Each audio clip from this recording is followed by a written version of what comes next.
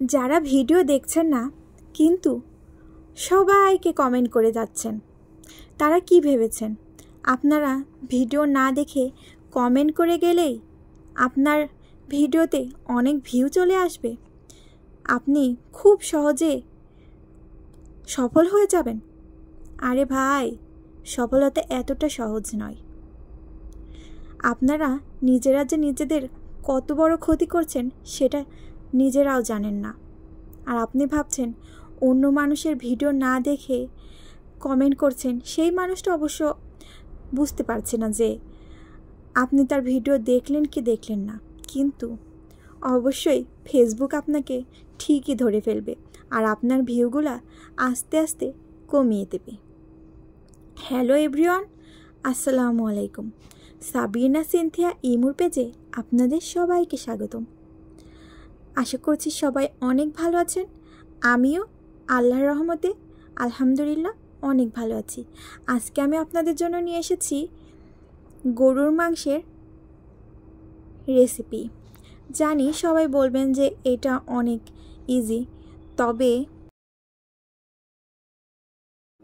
আমি যেইভাবে রান্না করি সেইভাবেই আপনাদের সাথে শেয়ার করছি।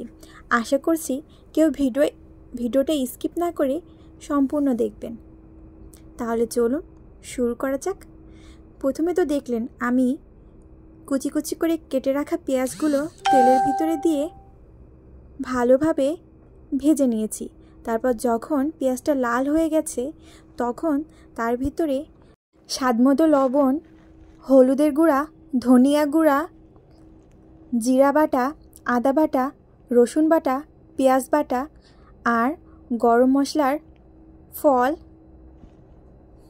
তেজপাতা দিয়ে মশলাটা পানি দিয়ে ভালোভাবে কষিয়ে নিয়েছি।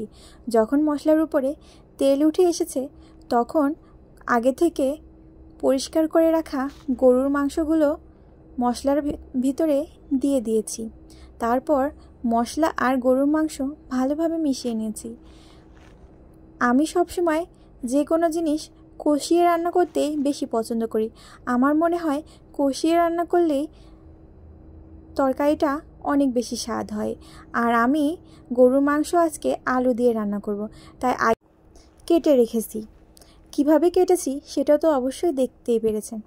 আর যে কোনো তরকারি কাটার ভিতরে কিন্তু তরকারির স্বাদটা আমার মনে হয় বেশি দ্বিগুণ বৃদ্ধি পায়। তো মশলাটা যখন মাংসের সাথে ভালোভাবে কষানো হয়ে যাবে আর মনে হবে মাংসটা প্রায় সেদ্ধ হয়ে গেছে, সেই পর্যায়ে আলুগুলো মাংসের ভিতরে দিয়ে দিতে হবে। তারপর আলু দিয়ে মাংসটা ভালোভাবে কষিয়ে নিতে হবে।